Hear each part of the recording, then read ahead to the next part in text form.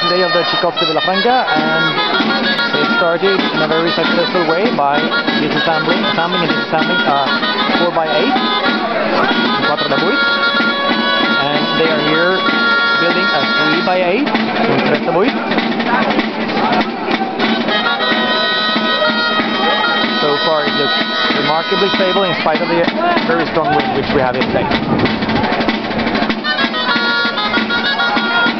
In the meantime, we have seen the Casillas making 2 attempts to assemble a torre, a tower of torre d'assise, which has not been successful. It has had to be dismantled twice. Here, this looks very good. We have 2 brave dozers up there who have already come into position. Here there is a clear hesitation, unfortunately. Yeah, okay.